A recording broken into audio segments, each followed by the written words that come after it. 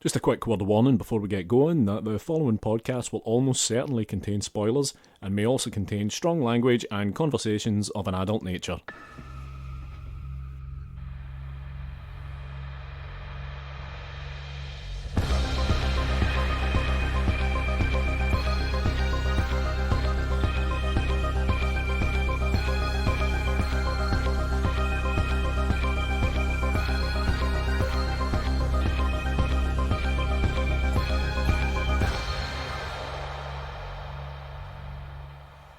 Hello and welcome to episode 1 of Strong Language and Violent Scenes, the podcast giving a second chance to films that maybe don't deserve them. Or do they? Well, this is what we're here to find out. Indeed. I'm Mitch Bain. I am the founder of ShockStreetHorror.com. And I'm Andy Stewart. I'm a filmmaker and a journalist and a bunch of other rubbish in between. So here we are. We're finally doing this. Oh, how'd you feel? I'm feeling good, Nervous, man. butterflies? A little bit, yeah, but the good kind. The good kind. Yeah. How's your week been, man? It's been okay, thanks very Yeah? much. Yeah. Started a new day job. I don't want to talk about the day job. I don't want to talk about that at all, Mitch. Nah, it's fine. It's to be fine. quite honest, yeah. But things are good. Pressing ahead with a new project as well. So and yourself? I know. I'd just like to ask you. I know you're a kind of avid cinema goer, unlike myself. I kind of pop in whenever there's something that I can really be fucked going to see. Okay, yeah. But I know that you go to the cinema a lot. Have you seen anything this week that you would Yeah. like to talk about just quickly? Yeah, I have. I haven't been going quite so much lately, but I've just in the last couple of weeks kind of got back into the habit, and I've Right. got a couple of things. So first off, I did see A Quiet Place. Okay, thoughts? I thought it was great, yeah. I would say that it didn't get under my skin in the same way as it seems to have with a lot of people. Mm-hmm. But as an exercise in tension and things like that, and just kind of using a smart concept quite smartly. Yeah. It's great. Quick question, how was your viewing experience of that? I've heard people have some fucking nightmare experiences at the cinema. Yeah, I think I came out pretty well from that. I would say I saw it about 4:30 in the afternoon on a Friday, and yeah, I would say the cinema was about maybe a half full, and yeah, Half empty. depending on your outlook. Yeah, but no, everybody was pretty respectful and silent when they needed to be silent. Everyone tried to eat the popcorn at strategic intervals when things were slightly louder. But yeah, maybe just a film where John Krasinski is almost constantly in medium profile, pleadingly shushing the camera, maybe has that effect on audiences. I don't know. But I love John Krasinski, I think he's great. he is great, and it's his third feature as a director as well. I think it's his first attempt at horror, and it's a really well put together film. It's a really smart concept. Yeah, I'd recommend it a lot, actually. I also caught Truth or Dare recently. Oh, Blumhouse. Blumhouse's latest. Yeah. Okay. Yeah. So that one was a little bit less of an unqualified success, I would say. Oh. I know that kind of generally it seems like the kind of critical attitude to this one has not been too hot. I would say I'm not as kind of vocal in my disdain for it as some people seem to be, but I didn't particularly like it. Excellent. What I would say is it works its way to an ending that I think is pretty smart. I won't say a thing about it. If you're unfamiliar with the idea of the film, it's not spoilery at all to basically say that it is just a game of Truth or Dare with a twist that escalates in kind of increasingly grotesque ways. It's also not a particular spoiler to say that there's a certain demonology element to it. Right. And Go on. it didn't really occur to me quite how much this has started to bother me as a trope. But around about the hour mark in films, you know when... maybe we'll actually just preface this by saying that seeing as I'm talking about something in the third act, maybe slightly spoilery, if you haven't seen this yet, maybe skip ahead a minute or two. But yeah, you know when the kind of your main antagonist is some form of demon. Right, yeah. You know? And they've been struggling away trying to basically piece together the kind of the mythology or the modus operandi of the demon, right? With very limited success. Almost without exception, in those kind of films, it seems like around about the hour mark, a character that is most often an ethnic minority character, most often a Hispanic character, is kind of emerges from the background to cliff notes the demonology of it to set up the third act so they know what they have to do to defeat it or to try to defeat it. Yeah, I'm thinking Drag Me to Hell. Oh, what? Yeah. Yeah, I guess the only other possible person that can give you that kind of information is a kind of tweed-wearing academic. Yeah, exactly. That's really the only other. That's really the only other person apart from some kind of mystical ethnic minority that's kind of qualified to dispense any information about battling demons. Yeah, this is something that is, I like to say, I had not occurred to. It's something that I've noticed before, but I wouldn't say that it's ever something that's annoyed me.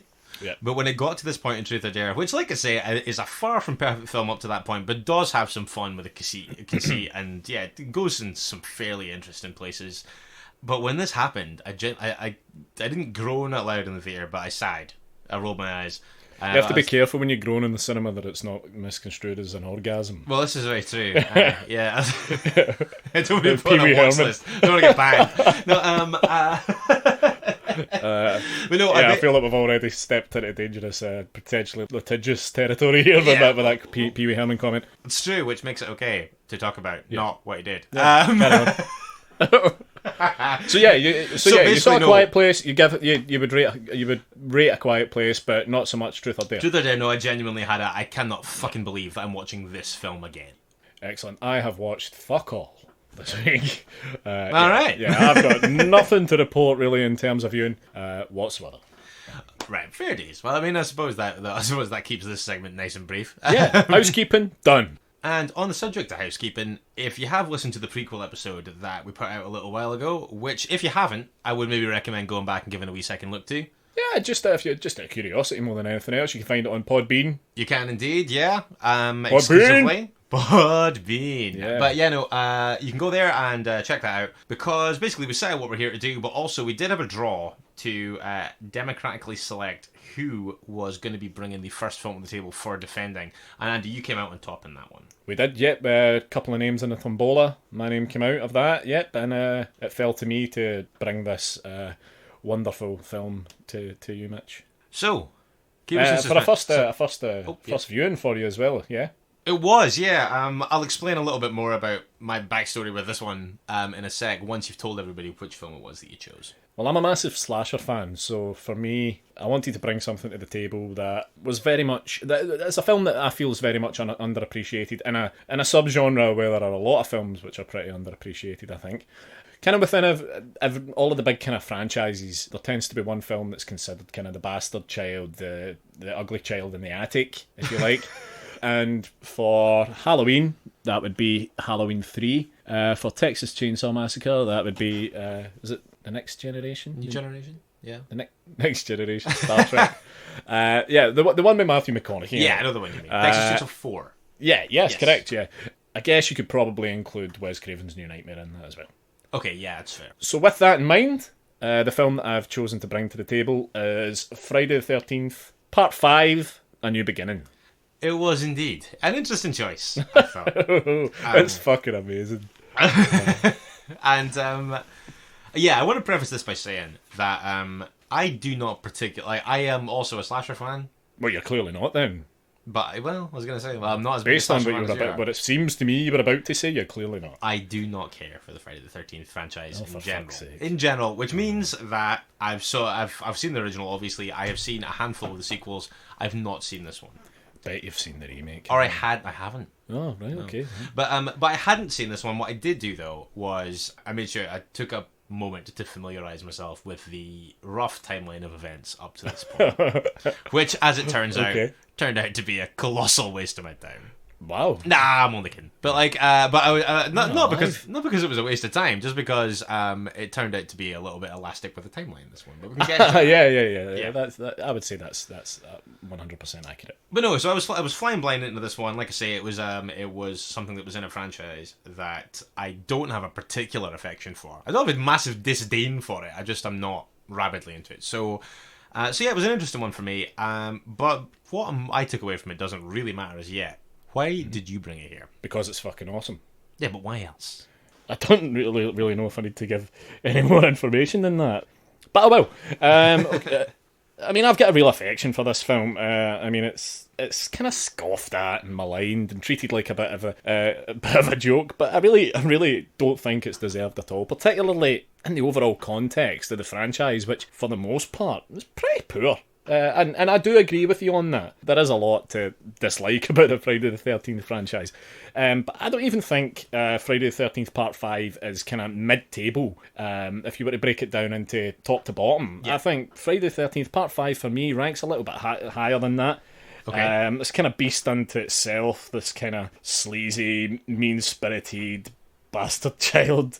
And it is completely unapologetic in its body count. It ranks one of the highest in the whole franchise. Wow, yeah. Every character that is introduced dies. Almost without exception. Yeah. And there's a lot of characters thrown into this film, like, out of nowhere. There are a lot of threads. There's just like, well, we need someone to die here. That's someone has to die every couple of minutes.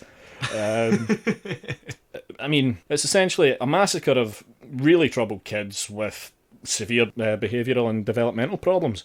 Yeah, which, I mean, does sound extremely unpalatable on paper, but you're right. It's very unapologetic in pretty much everything about it that people could potentially find offensive. It amplifies all of those things. Yeah, the film doesn't give a fuck. Oh, yeah, totally, it revels in it quite happily. It takes not giving a fuck to 11. And it is the Halloween 3 of the Friday the 13th franchise. I mean, it's an interesting one. It introduces elements that are obviously wildly absent from the other films, or the ones that I've seen at least. And I think that I do think that in some ways it benefits from that. Speaking as somebody again that is watching it without having a particular dog in that fight and just watching it as a piece of work and kind of thinking about how it relates to the franchise, because it's kind of framed slightly more as or certain elements of it are framed slightly more as a psychological thriller.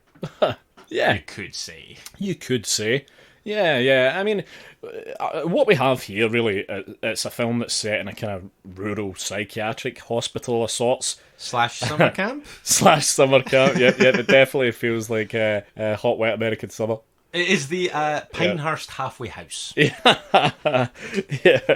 It's this psychiatric hospital, kinda, where a group of patients, I guess they're patients. Yeah. Again, of kind of indeterminate age, are being treated for a kind of variety of conditions. We've got someone who has extreme rage issues. We've got a chocolate addiction. Yep. Yep. We've got someone who just seems to be in there because they've got a stammer. That's true, actually. Yeah, I think that seems a little severe. Yeah, to me. And there's a girl who seems to just be put away in there because she's a bit gothy. Yeah, which I don't know. Maybe that was a thing.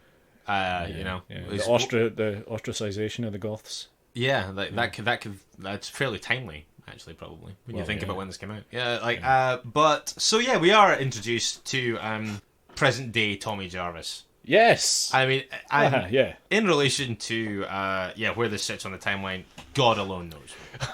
Well, the only pick. As much as I love this film, it is a little bit kind of difficult to figure out how much time has elapsed between Friday the 13th Part 4, the final chapter, which it's not. No, they call this one a new beginning, which makes it okay. Yeah, that's fine. Yeah, it's difficult to say how much time has elapsed, but all I do know for certain is that Tommy Jarvis, who is the protagonist in this, also the protagonist in Friday the 13th Part 4, dispatched Jason when he was 12 years old. Yes. So all I can tell you in that regard, Mitch, is that this man, is older than 12. Yeah. May still be 12. For all we know, it's only been 6 months or 3 months. So it is impossible to truly date that. So yeah, no, it is tricky, but I think that when I realised that, I think that's one of those things that you kind of just get on board with right out of the gate. Yeah, there's a lot of things in this film that you just have to just get on with it. Yeah, I think there's a lot of elements of this that you just kind of have to get on board with and just run with. Yeah. So I did that to the best of my ability, I would say. Well, I appreciate that. I appreciate you taking the time. Now, did you watch it all? You didn't skip through it or fast forward through it? Oh, God, no. No. Because I would like to... This is episode 1.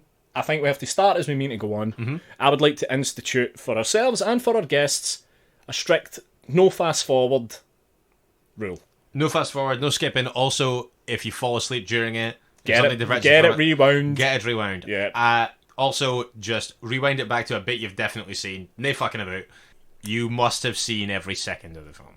I mean, a film like this, it's good to go back and watch it again. I've watched this film fucking hundreds of times. I've watched it twice. There you go.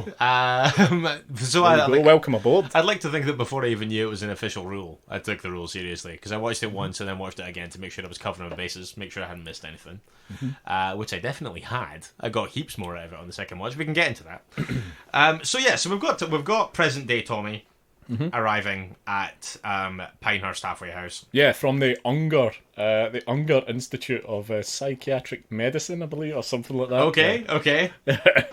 So he arrives and gets introduced. Well, so we are introduced, and also he is introduced to the director at Pinehurst, Pam Roberts. Pam Roberts, yeah, she looks kind of like the mum at Troll 2.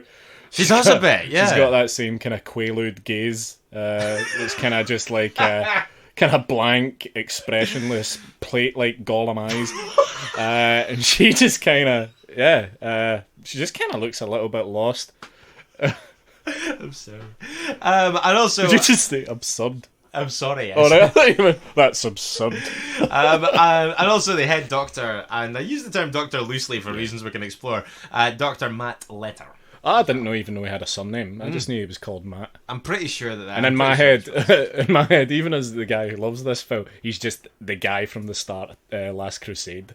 That's fair, but so yeah, Pinehurst, they set their stall out very early doors as being an alternative medical facility. yeah. It's a pretty laid back place.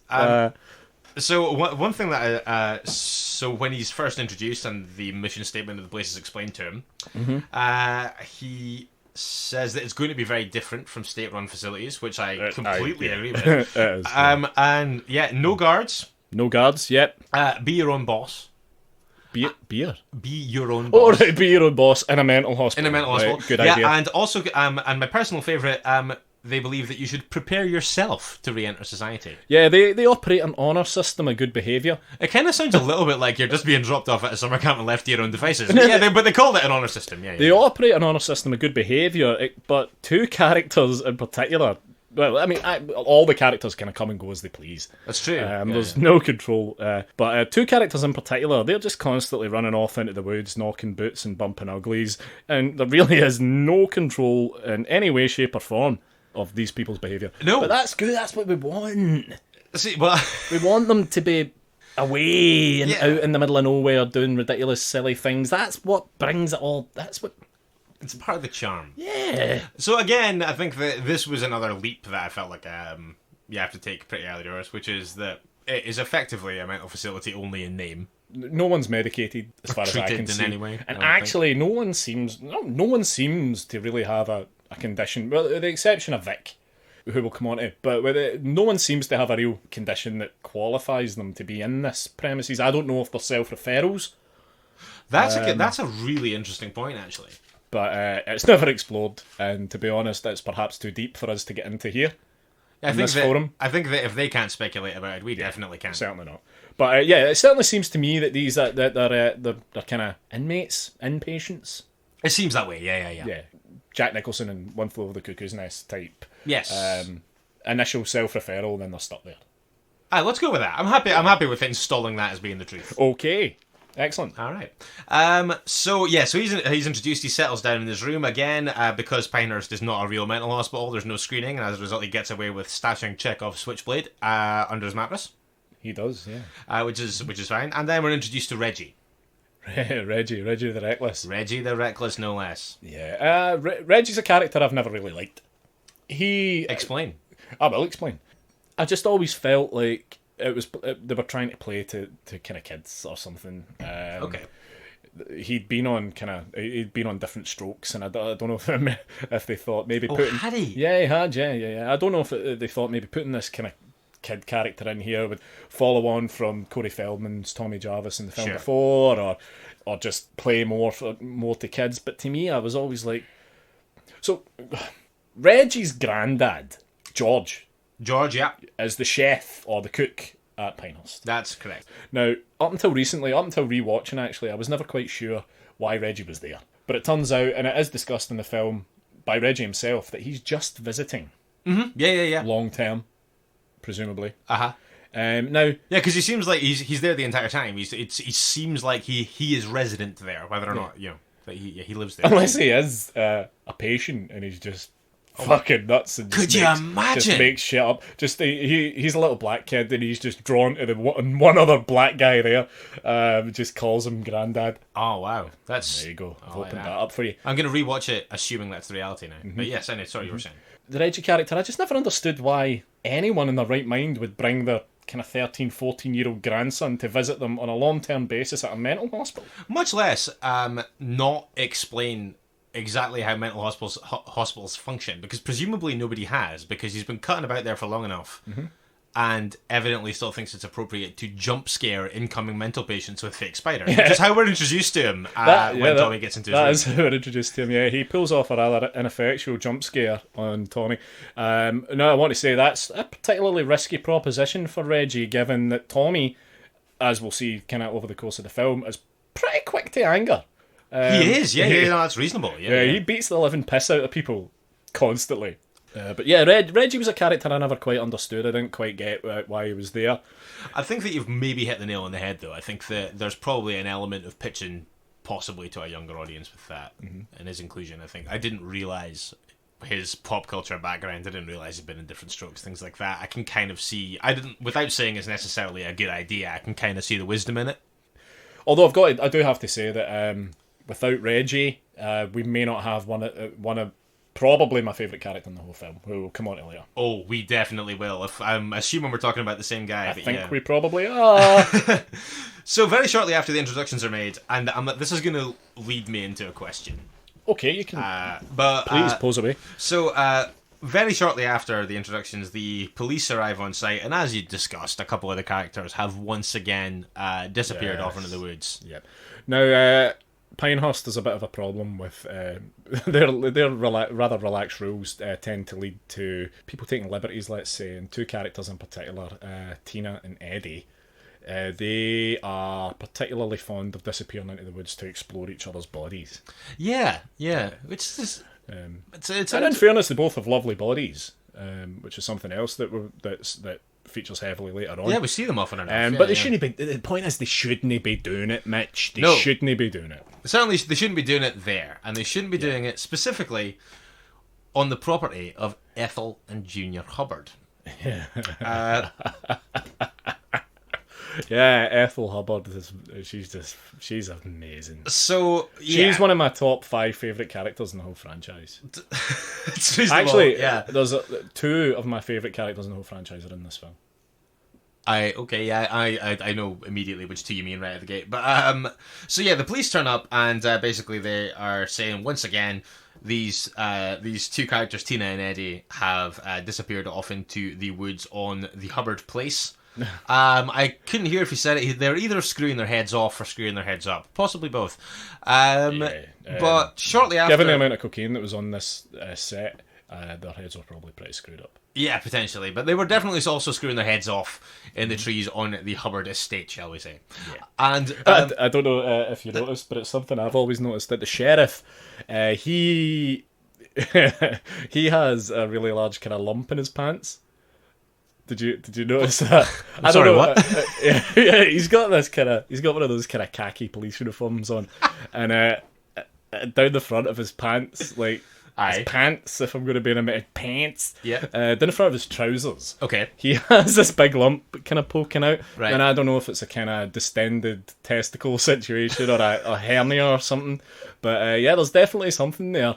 Now, I didn't, prior to this recording, I didn't look into whether or not he's still alive, right? Whether or not there was any issues with him in that department around about that time. But if he is still with us and finds himself listening to this just out of curiosity, then I do hope that your balls are okay. Oh, and a message to all the men out there, check your balls. Always good advice. Always good advice. Check your balls. So, it might have been a trick of the light. It might have been. As well, by the way. It could have to borrow from Ron Burgundy, it could have just been the pleats. Yeah, the pattern on the pants. Yep. As it were. But no, so Ethel and Junior, as kind of an exclamation point to the police lecture that we've just had, Ethel and Junior Hubbard come clattering into scene on a motorbike. On a dirt bike. On a dirt bike, yes. So basically, they both are kind of they're played off as being sort of hillbilly-ish characters. It's like George Yokels. Yeah. I think that's a fair assessment. Also, I mean, they look like they don't just look like they've had like a day's hard graft. They look like they've just stumbled from coal mines. Yeah, they're covered, almost covered entirely in dirt. Absolutely, and it's kind of hard to age them. They actually kind of look the same as with a lot of the characters in this film. It's kind of impossible to place an age on them, but they kind of look the same age. They're supposed to be mother and son. Yeah. But they kind of look the same age, but they're so obscured in dirt and grime that it's impossible to tell.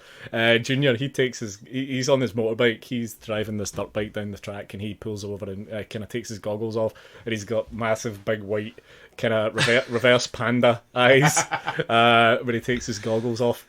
It's some entrance. Yeah. And then everything she does in this whole scene's absolute gold. Oh, Ethel's like from the minute she arrives, and then the entire like foul-mouthed tirade about, and then the kind of parting shot middle finger. Also, the thinly veiled terrorist threat. At one point, she says she's got a bomb on her breast. It's not thinly veiled at all. It's not veiled in any way. Yeah, she just says she's got a bomb on her breast, and then she'll detonate it if these people keep shagging in the trees. No. It's if the sheriff touches her again. Oh right. Oh wow. So the sheriff's trying to kind of placate her, and he kind of reaches for her shoulder, and she's like, I'll maybe put the clip on right now in the edit of this, but for now it's something to the effect of, I got a bomb on me. Don't you come near me, Sheriff, I warn you. I got a bomb on me. I swear to you. You make one move toward me, I'm gonna blow us all up. Start the engines, Junior. And then she hops back on the motorbike and says, that's it, I've said my last word. And she throws the fastest middle finger I've ever seen in her life. It's so good. Yeah, she's just like, yeah, I've said my final word. Poof. So it's so good. So the question this was leading into, it wasn't so much a question as much as she's actually really horrible to her son as well. They have an extremely volatile relationship. But I was gonna ask you to what extent the presence and the constant erratic behaviour of the Hubbards informed your enjoyment of this film. Oh, to the nth degree. I think the removal of a lot of any individual aspect from this film, I think, would severely damage it. It's a rich tapestry. Yeah. I think the only character that, like I said, that I could do without is Reggie, but again, that robs us of a potential show stealer, an absolute show stealer. But possibly not actually thinking about it, because the granddad's still there. Granddad, yeah. But the Hubbards are a source of infinite entertainment in this film. Well, I say infinite entertainment because their actual time in the film is finite. Yeah, given the nature of the film. Yeah, no, that's right. But I think that I agree. I really enjoyed watching these two grotesquely unlikable characters. And he and Junior is the messiest eater as well. Like, he can't eat. Like none of that food is good in his mouth. Like, not one bit. It kind of feels like everything about them is kind of geared to be revolting. Yeah, but like she's making like a pot of stew at one point, and she spits in it. Yeah, why? I don't know. God knows, but I'm so glad it exists. There's really quite a lot of just like indiscriminate meanness in this film. Yeah, it is a pretty mean spirited. It's pretty nasty. Yeah, there's a lot going on here that's pretty mean spirited. But I thought it was worth kind of like digging in a little bit to that scene, because it did introduce us to the Hubbards, who pretty special, I think. Yeah. Now, R.I.P. Gone but not forgotten. So, obviously, there's a lot of fairly nasty stuff goes on in this. Yeah, it's a slasher film. I would say, yeah, exactly. It's kind of like it's in the DNA of what they're doing. Yep. I would say that the only of all the kind of like fairly unpleasant stuff that goes on in this film, the only thing that I genuinely, when I realised what was about to happen, and then obviously watching it again second time, knowing what had happened, that it was actually like really uncomfortable and actually kind of willing the scene to end, right, was the murder of Joey, who dies just as quickly as he's introduced. But I mean, honestly, I had a really hard time with this. Really? Yeah, I don't know. I'm sorry, Mitch. And for reasons that we'll get into later, obviously, it was something of a relief to me that further on it did serve the story in a way. Well, yeah, Because the death of Joey is essentially the catalyst for everything that comes after. Yeah, which I was kind of, I don't want to say happy about it, but I definitely was kind of relieved by it, because I remember thinking that as an indiscriminate piece of nastiness, I was like, wow, this is actually kind of like pretty heavy going. In my opinion. Yeah, I mean, Joey is probably the purest, most innocent character in the whole film. In fact, 100%. Oh, absolutely. 100% the purest, most... Joey clearly has some kind of learning difficulties. Yes. Now, the performance, I've got to say, it verges on the kind of Tropic Thunder, Simple Jack almost too far. You could be onto something there. And That's fair. He kind of bumbles around from person to person. He's just trying to help them. He's pretty much fucking covered from head to toe in chocolate. He's as covered in as covered as the Hubbards. As the Hubbards are in dust from the mines. But he's covered in chocolate. God bless him, and he just really wants to help out. And he approaches two characters who are doing a laundry and offers to help them. And he gets chocolate on the sheet, so of course he does. Yeah. And he's kind of banished. Yeah, again, like. This is another thing. He kind of just pinballs from place to place, getting what feels like a really disproportionate amount of abuse. I mean, he's not a stranger to these people. They must know that he's. Yeah, he lives with them. For all intents and purposes, he lives with them. I was just like everyone's being so excessively nasty to this guy. And like they're kind of laughing at him when he goes away, kind of when he walks away from them, and he goes over to see, and probably the biggest mistake he's ever made in his life. He goes to see Vic. He goes to chat to Vic, played by the late Mark Venturini, who was in Return of the Living Dead. He played Suicide in Return of the Living Dead, and sadly passed away from leukemia. Now, can I ask a question about Vic before we proceed? Yeah, just in case I'd missed something. Is it ever established? Do we know any more about him than what's presented in that scene? Do we get any kind of backstory as to who he is? No. Are we to assume that he's just another inmate, air quotes, in Pinehurst? I believe we are to assume he is an inmate. That's fine. He may not be. He could be staff. And if he's staff, which would be much worse. If he's staff, then he should be an inmate. 100% should be, because Vic has extreme anger issues, like severe anger issues. In a film full of angry people. It's an absolute sore thumb of rage. Yeah. And one thing I do have to say is he is very bad at cutting wood. Considering it seems to be like his main function, he is quite bad at it. He may be viewing it. Maybe he views it as a kind of anger release. In which case, he better chop fucking harder, because there is a lot of anger to get out there. But Vic's an angry guy, and he, which I can only assume is the reason he's in Pinehurst. But he's approached by Joey with an offer of assistance to help him cut this wood, which, quite frankly, he needs the help because he doesn't know what the fuck he's doing. It's true shit. He's just smashing it into really chippings. No, that's quite right. And Joey approaches him and offers him some assistance, and he's told in no uncertain circumstances to fuck off. In fact, Vic at one point screams at him, "Leave me alone!" And Joey still doesn't take the hint, and he proffers.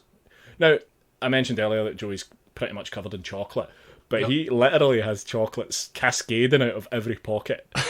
Like, he has a couple of he's got like a hoodie on, and a couple of bars of chocolate are coming out the hoodie pockets. There's one kind of sticking out his zip. There's a couple coming out his trouser pockets. Yeah, he's everywhere. got fucking hundreds of chocolate. Which is presumably why he's so cool with using it as a bargaining tool. Yeah, but funnily, he offers it, and he says, "Look, I'll give you this half, but I want to keep the other half for later." He's got about 40 bars. Yeah. But I digress. I don't want to pick too many holes in this film. Of course not. No. But he proffers a bar of chocolate to Vic, and then probably the most disproportionate reaction to being offered a bar of chocolate that's ever been. I mean, like, probably ever. Yeah. He finds himself on the business end of Vic's axe. Yes. Yeah. I would say it's pretty disproportionate. Yeah. And I can understand then why you might have had a problem with it, because it is a pretty severely learning disabled young man being chopped to death with an axe. Yeah. I mean, like, it's pretty heavy going stuff, I think. But I must admit, I did the next scene, and that was great, though. But without it, oh, yeah, we wouldn't have a film. This is it, and I think that, That's I think that, and yeah, you make a good point there. I think we'd that have we'd have a film that explores the humdrum day-to-day operations of a rural psychiatric hospital. A rural pretend psychiatric hospital. But no, I think you're right. No, and that's an important thing to hit on, actually. Because I think that, like I say, for as much as that kind of unsettled me in the moment, I think that when we got towards the end of it, and I kind of realised that it was serving a wider purpose for yes, the it was. story. Well, so like, which I think kind of placated me a bit. So the next scene after that, and I don't want to just go scene by scene on this, but I did think this was hilarious. The scene that starts like the Naked Gun. Yeah, exactly. Like, the paramedics pitching up who show themselves to be as kind of lax in terms of professionalism as the security at Pinehurst when these people are kind of gathered around. Not both of them.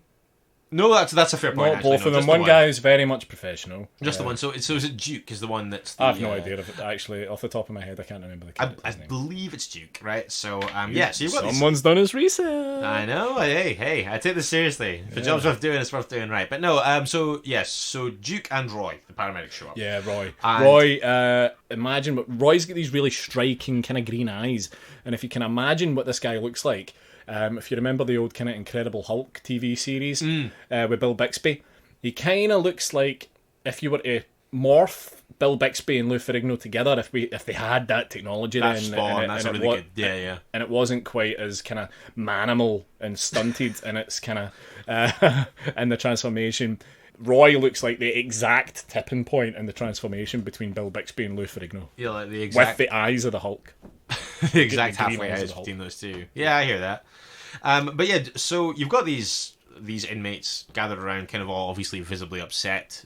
Patience, please. Patience, patience. Yeah. Please. So gathered around, and like one of their friends has been murdered, covered up with a sheet, and at one point Duke just pulls it back for no reason, and he exposes Joey's corpse, which has like multiple contusions and cuts and hacks. I see you've also done your medical research.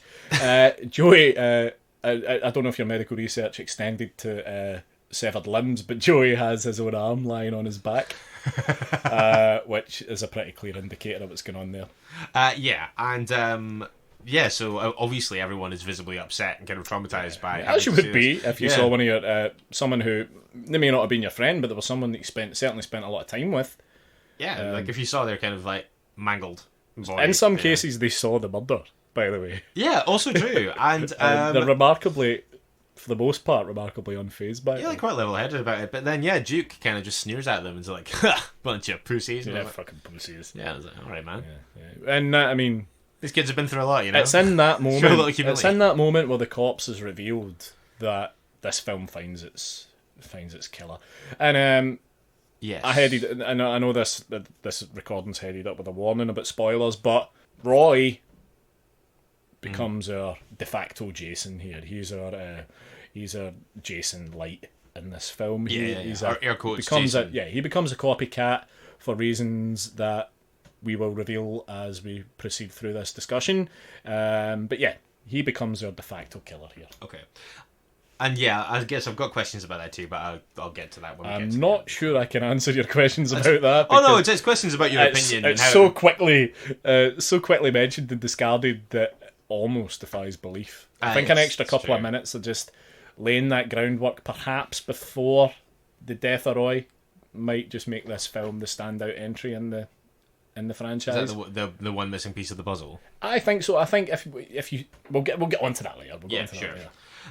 So I want to start talking about things painting with slightly broader strokes in a wee minute, but but before that, we do have what is I would make the argument the most pointless pair of murders in the film, which is I don't know if they have names. I'm not sure if they do. Greaser 1 and Greaser 2.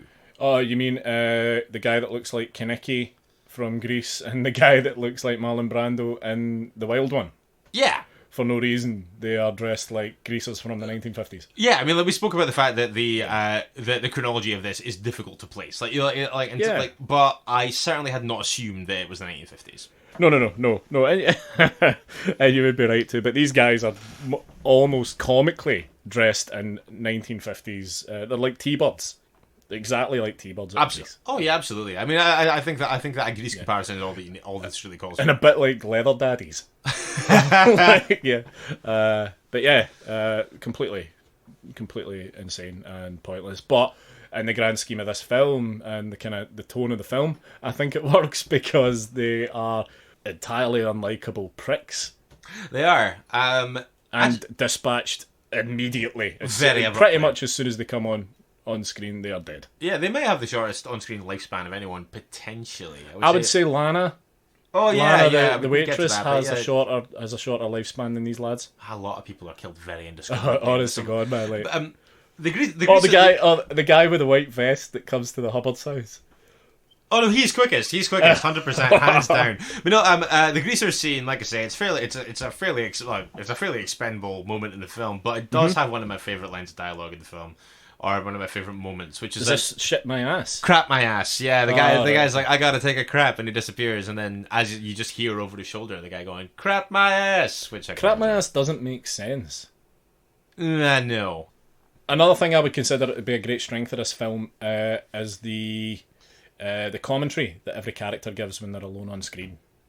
Soliloquies, yeah. It's very Shakespearean. Yeah. The minute anyone is alone on screen, it's not just kind of throwaway dialogue like, oh, where's my fucking coat or where's my hat? It's full screens of dialogue.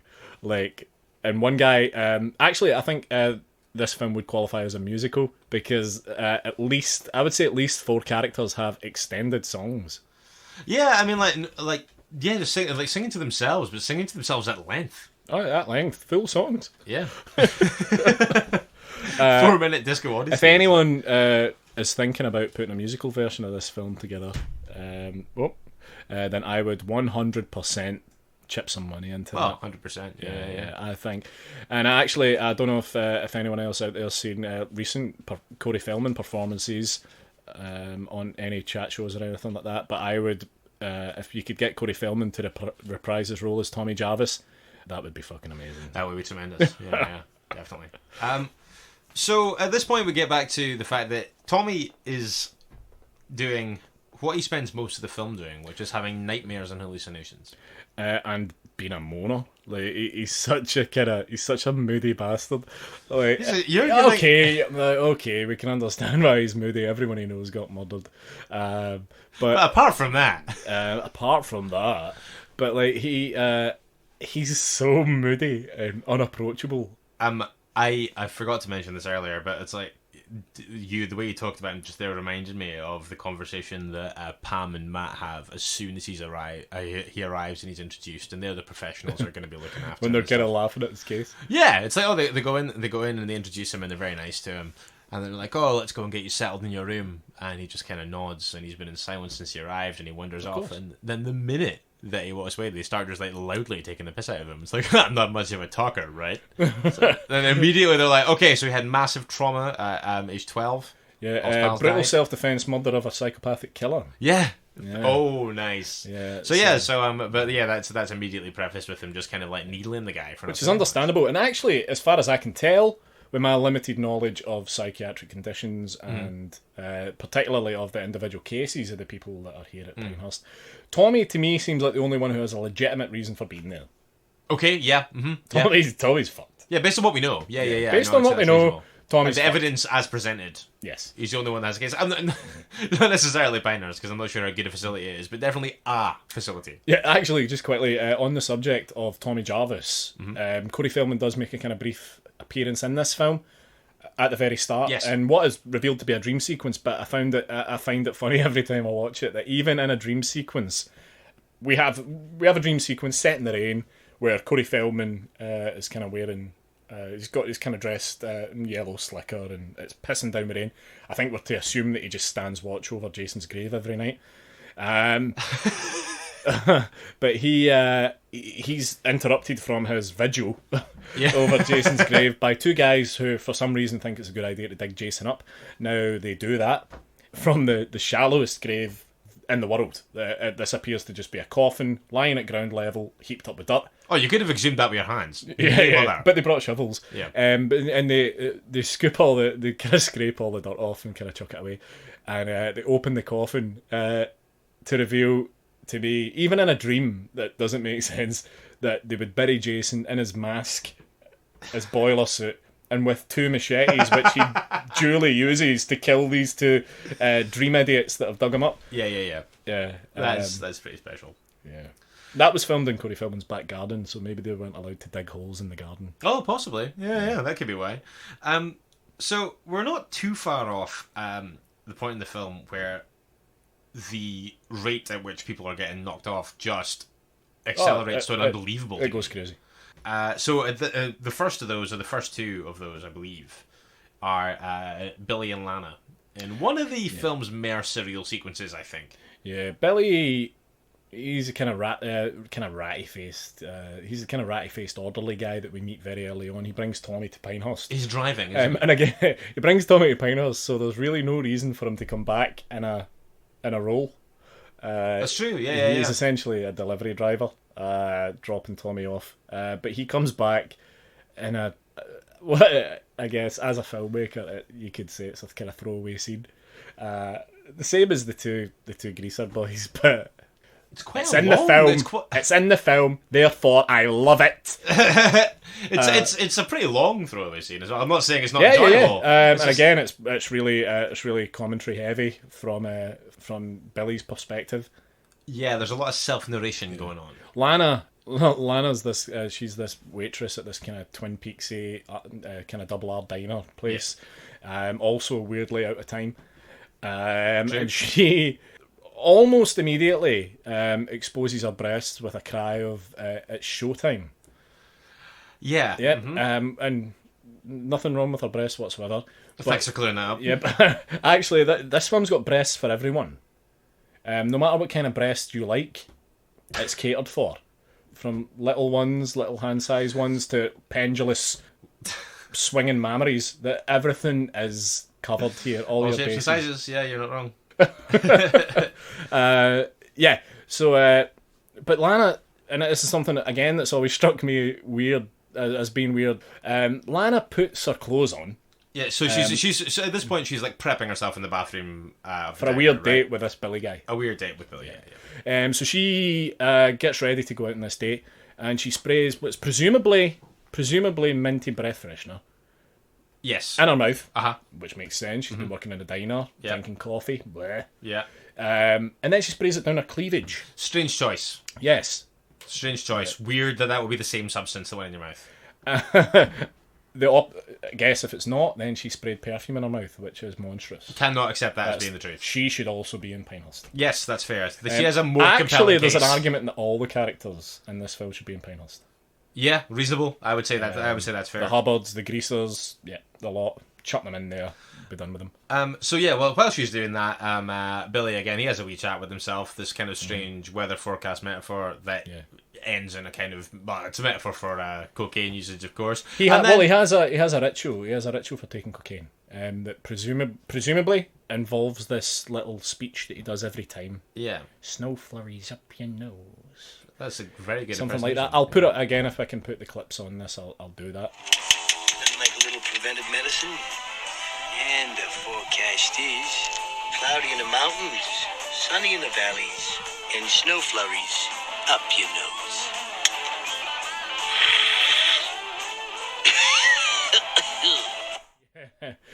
Yeah, he's ridiculous. Yeah.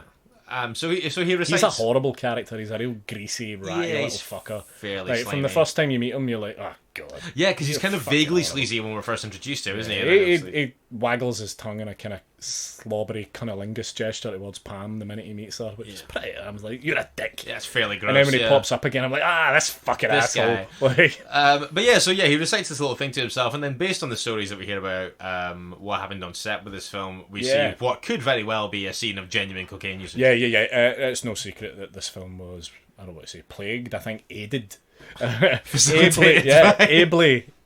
ably assisted by cocaine. Yeah. And it may very well have been real cocaine. That's something I don't have the answer to offhand. I'm sure the answer does reside in the book Crystal Lake Memories. The truth is if you've ever looked at, if you've ever read that book, it's really the go-to book for the franchise. The answers may be in there, but I don't have it to hand. So after what I would say is a scene where a cat is fairly unfairly manhandled. And Yeah. There seems to be this weird cat that just lives in the diner, and there's a jump scare involving the cat where some, again presumably coked up crew hand uses the cat as the kind of jump scare prop by throwing it at Lana, the actress playing Lana. Launches it at her, and the cat kind of just crashes awkwardly against the side of this kind of booth and falls to the ground dazed and kind of stumbles off. It's a suspect treatment of an animal. Yeah, I forgot to check the credits to see if it can honestly say that no animals were harmed in the making of this film, because I'm not 100% sure about that. But anyway, Billy and Lana very abruptly offed shortly after that exchange. Gone, forget them. And like I say, that is the first in what I would say is like an accelerated patch of murdering. Yeah. In this film. So we revisit Tommy, who continues to have his he carries on having this hot streak of shirtless hallucinations. Yeah. That he has. And I guess what I would actually quite like to know is what's your take on the attempts or the motions to put that kind of psychological element into it? Do you think that it kind of breaks the momentum up at all, or do you think that it serves it well? Because what is kind of a very violence heavy and kind of fairly breathlessly paced film? Yeah. You do have these kind of, like, again, I suppose they're fairly kind of attention grabbing. I guess they make sense in so much as it helps us to develop a little bit more of a knowledge about Tommy, who's probably one of the more well-rounded characters in the franchise. But I mean, they really make these attempts to kind of blur the lines between whether Tommy is going to be the new Jason and whether Tommy's going to become this killer. Is Tommy even the killer in this film? There's a question for you. He's not. But the film makes these kind of vague attempts to make us think that he is. But to be honest, I don't give them the slightest thought. Yeah. I view Tommy as this troubled little kid that kind of came over from the film previous. So the psychological thing for me is only in service of Tommy being in the mental hospital. Which is probably... I can't be... I don't want to read any more into it than that. Like, it's probably necessary as well, I think, to kind of just pay a little bit of lip service to that element of it. Would it have been interesting if they'd gone down the road of having Tommy Jarvis become the new Jason in part 6? Perhaps. But they didn't. So fuck it. Forget it. It's pointless to discuss it. Alright, so immediately after this is still more murders. Oh, of course. There's many more murders. We, in rapid succession, lose Tina and Eddie, who finally their don't go into the woods, don't shag in the woods thing. They finally, like, the chickens kind of come home to roost on that one. That's probably my second favourite scene in the film. That was probably... I mean, this film had a lot of problems with the MPAA in America. It was treated really, really harshly in terms of censorship. Okay. They chopped loads of stuff out, and they chopped about... The sex scene between Tina and Eddie in the woods is about 3 minutes long originally, if I remember correctly. Right. And they take it down to about 10 seconds, which actually makes Eddie look a bit shit in bed. Right, okay, He looks like a kind of Tony Two Thrusts type... Kinda that's fair. Yeah. One and done kind of guy. Yeah, exactly.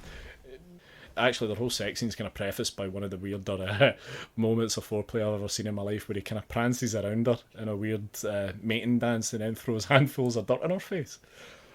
Which every time I watch it, I'm like, that's not sexy. Don't throw dirt on someone you're about to bang in the woods. No, you wouldn't think so. No, and then they have a cavort. Yeah, a singular cavort like one that. Cavort, that one thrust, and he says, "Oh, I'm going to go and get washed."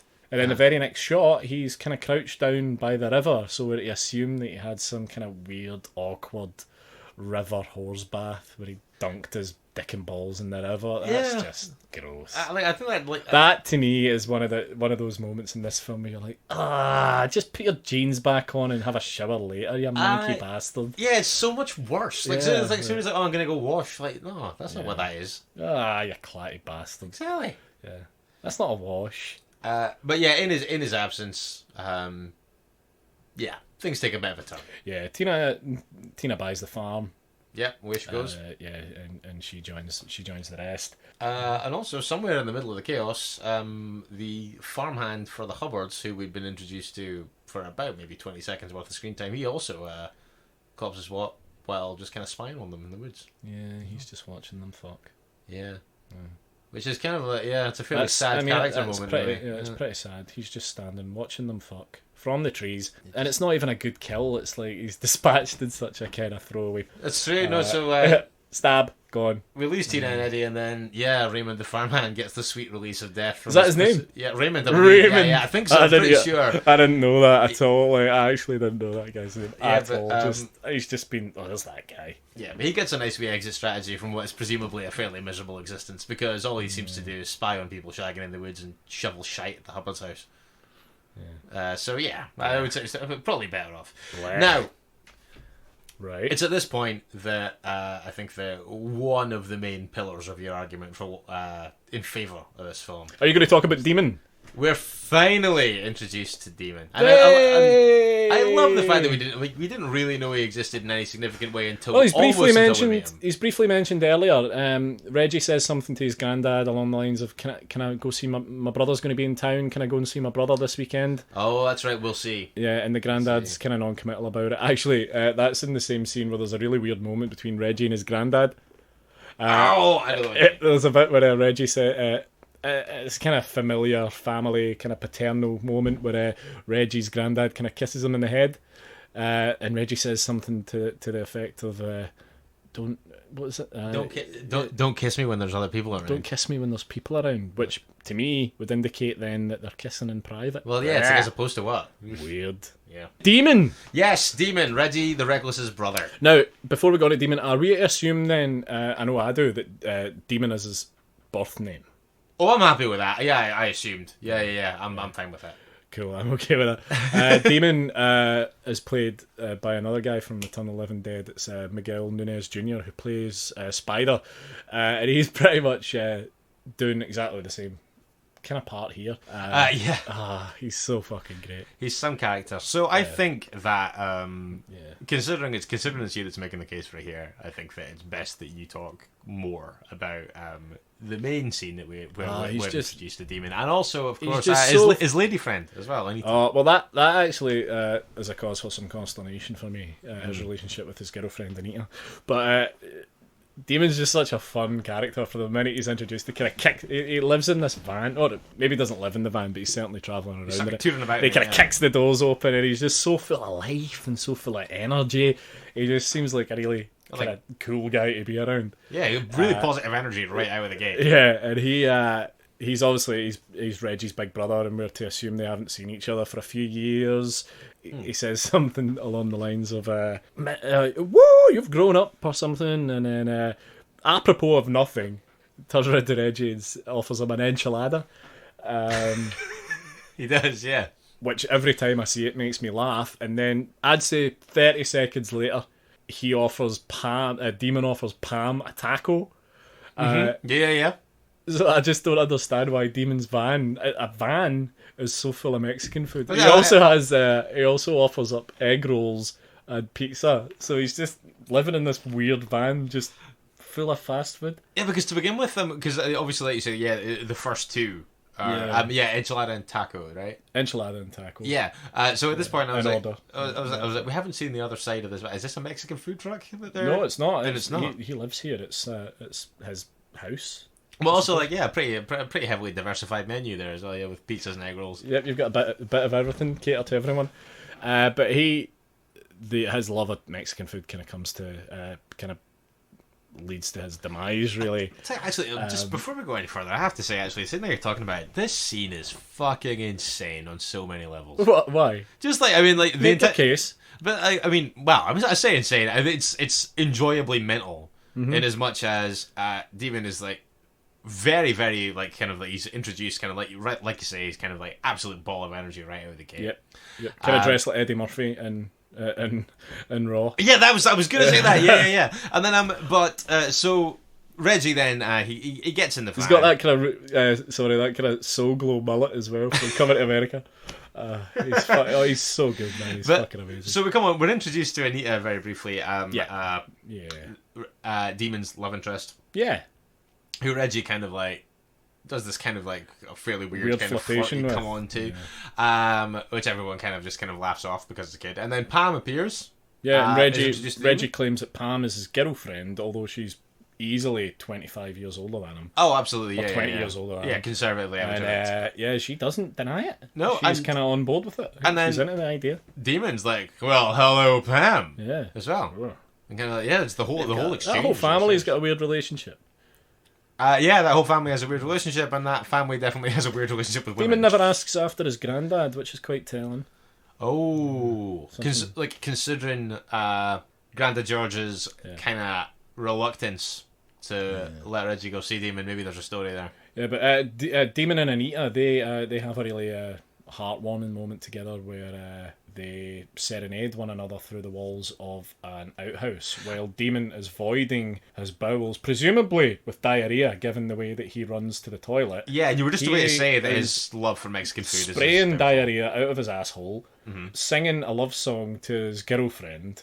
which seems to be entirely made up of just going. Ooh, baby, hey, hey, baby. Yeah, it's just a series of greetings and noises. But But then Demon takes it really far. He starts going, ooh, baby, ooh, baby. He's like dancing on the toilet and stuff.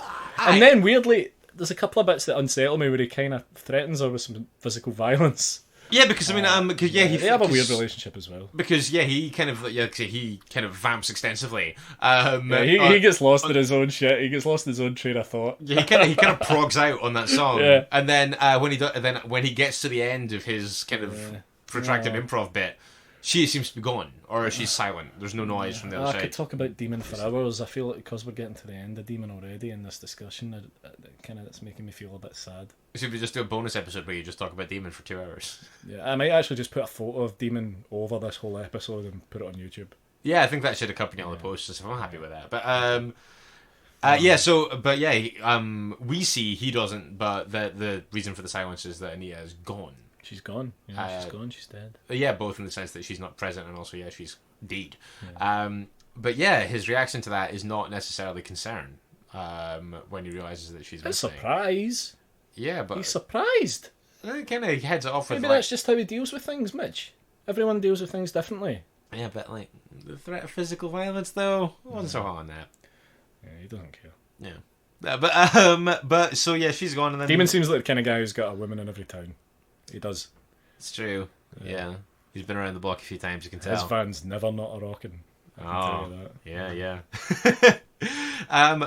And while this is going on, because Tommy kind of tags along, He does, yeah.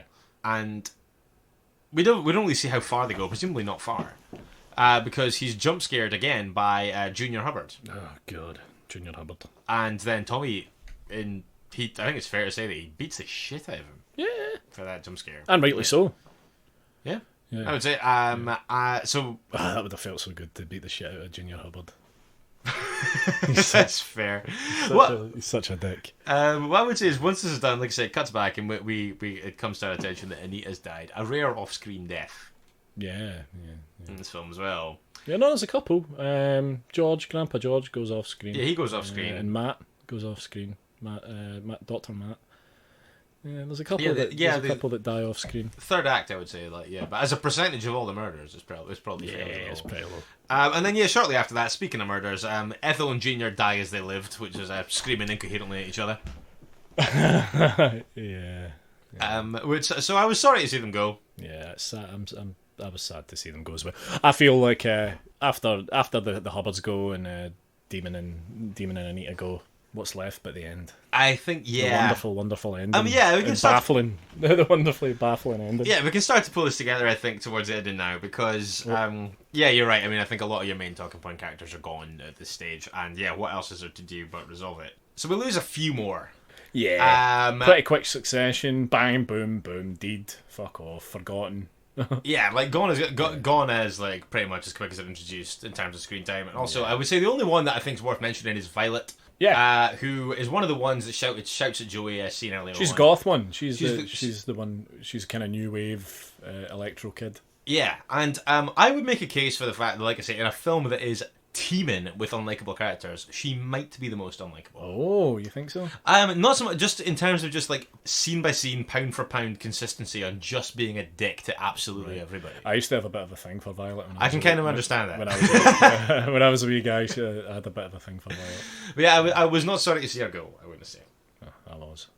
I bet you are. So yeah, we lose a lot of people in fairly rapid succession, and then there's a standoff at the end, as there always is, obviously. Of course, naturally. And with some creative help from Reggie on a tractor, amongst some other things. Yeah, Reggie finally living up to the reckless moniker. Yeah, reckless driving. Reckless driving. Yeah, actually, pretty early on at first you're like, he's not reckless in the slightest. He's a little shitbag.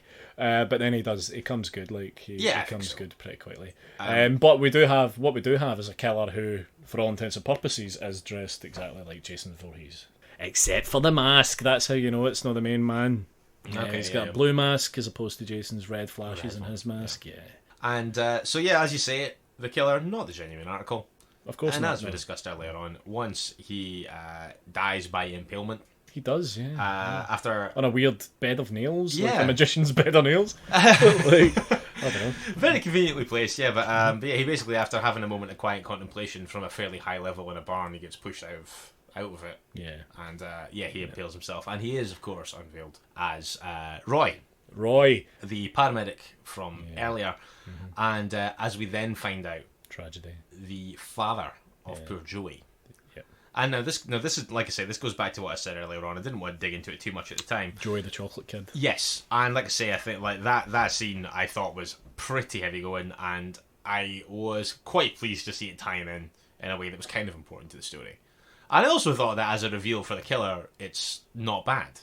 Yeah, I would have liked, like I said, I would have liked a little bit more of prior to the impalement, just a little bit more of Roy and his motives before it's kind of revealed in a weird throwaway. It's basically, because it really is the measure of one discussion in the hospital, isn't it? Between the policeman and Pam, I want to say. They somehow found they've got their hands on Roy's wallet, which has a grown-up photo of Joey in it, which is weird in and of itself, because they've been estranged, as we know, for many years. He's kind of willfully excluded himself. Yeah. And weirdly, some news cuttings with what looks to be headshot grade photos of Jason Voorhees. Yeah, I remember thinking it was like, if I was a murderer, if I was being a copycat Jason Voorhees kind of guy, I probably wouldn't carry around large amounts of corroborating evidence on my person just in case of ambiguity, kind of thing. Yeah, well, at the end of it, he's But what we have here, Mitch, ultimately, is a tragic story of a man who snaps following the brutal murder of his disabled son. Yeah, and when you frame it like that, it's a beautiful thing. It makes perfect sense. I don't know if I would necessarily say it's a beautiful thing, but I see where you're coming from. It is. But no, I think I actually think that as a motive, as explained, and like I say, explained very abruptly, but I think not bad. I mean, even when there are so many, like there's such an unbelievably high pile of dead bodies in this film. Yeah. So when the time comes to figure out who at one point, there's actually 3 dead bodies in a bed. Yeah, there is actually a pile of bodies. He actually took the time to arrange them in a pile. I like that. But no, I think that was one thing that I did like about it. I think that when you got to the end, your suspect list was extremely short. Yeah. And when it was unveiled, but it could still have been Tommy. Yeah, they kind of loosely try to keep that thread going to the end. But when it got to the end, well, yeah, he was. I guess he was one of them. But like, there are very few people that it could be. And when it was unmasked, and maybe it's just because I've kind of trained my brain to not try and figure these things out.